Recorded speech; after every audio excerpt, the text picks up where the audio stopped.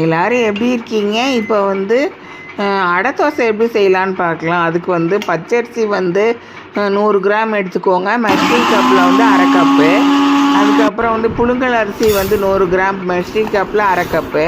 தோராம்பருப்பு 100 gram measuring கப்பில் 1/2 cup. கடலைப்பருப்பு 100 gram measuring கப்பில் 1/2 கப்பு. அதுக்கப்புறம் உளுந்தம்பருப்பு 100 கிராம் மெஷரிங் கப்பில் 1/2 கப்பு. எல்லாம் எடுத்துகிட்டு அதுக்கப்புறம் கழுவிட்டு அதில் ஊற வச்சுருக்கேன். தண்ணியை ஊற்றி நிறையா ஊற்றி ஊற வச்சுருங்க. அதுக்கப்புறம் ஒரு 2 மணி நேரம் கழித்து அதை மிக்ஸி ஜாரில் போட்டுட்டு அந்த தண்ணி ஊற வச்ச தண்ணியை அதில் ஊற்றிட்டு உப்பு 1 ஸ்பூன் போட்டுட்டு நல்லா அரைச்சி எடுத்துக்கோங்க.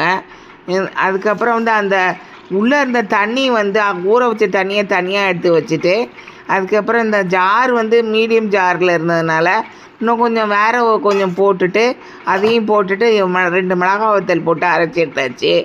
எல்லாத்தையும் போட்டு அரைச்சி எடுத்துகிட்டு அதில் போட்டுட்டு 1 ஸ்பூன் உப்பு கூட போட்டாச்சு.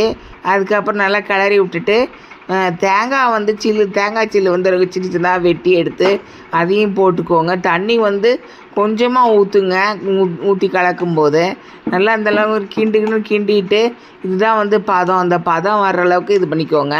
நல்லா மெய்யாக அரைச்சிருக்கிறதுனால ஈஸியாக தோசையில் சுட்டு வந்துடும். தோசைக்கல் அந்த மாதிரி சூடு பண்ணிவிட்டு நல்லா ஃபுல் ஃப்ளேம் வச்சு சூடு பண்ணிவிட்டு கேஸ் ஸ்டவ் ஃப்ளேம் மீடியத்தில் வச்சுட்டு இந்த மாதிரி தோசையை ஊற்றி விட்ருங்க.